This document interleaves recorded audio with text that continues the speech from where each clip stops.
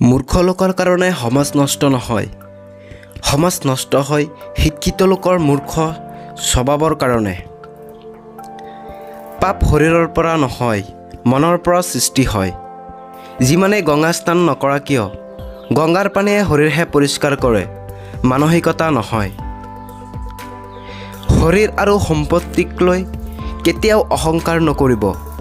অসুস্থতা আৰু দৰিদ্ৰতা কেতিয়াও কাকো কৈ নাহে।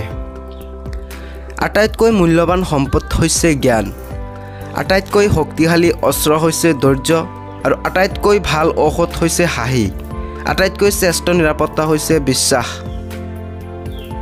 শিয়ালৰ দৰে 100 বছৰ জীয়াই থকাতকৈ সিংহৰ দৰে এদিন জীয়াই থকাই ভাল। যিটো কৰ্ম এতিয়া কৰিব, সেইটোৰ ওপৰতেহে আপোনাৰ ভৱিষ্যত নিৰ্ভৰ কৰিব। সম্পত্তি যিমানেই নাথাকক, স্বামী যদি চৰিত্ৰহীন হয়, গৃহিণীৰ সুখ শান্তি নাথাকে। শক্তিশালী হোৱা কিন্তু অহংকাৰী নহবা, দয়ালু হোৱা কিন্তু দুৰ্বল নহবা। অহংকাৰ আৰু দুৰ্বলতাই হ'ল ধ্বংসৰ মূল কাৰণ। এখন দেশক যদি ধ্বংস কৰিব বিচাৰা, তেন্তে মানুহৰ মাজত ধৰ্মৰ নামত যুঁজ লগাই দিয়া, দেশ এনেই ধ্বংস হৈ যাব।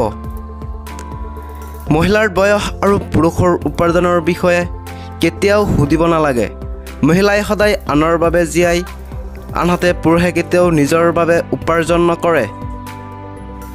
কাকো সৰু বুলি নাভাবিব, কাৰণ বৰিৰ তলত দৌৰি বনহে পূজাত লাগে, মোৰ ওপৰত বৰগছ নহয়। অতিৰিক্ত অহংকাৰ পতনৰ লক্ষণ, আৰু অতিৰিক্ত সৰলতা ঠগ খোৱাৰ লক্ষণ।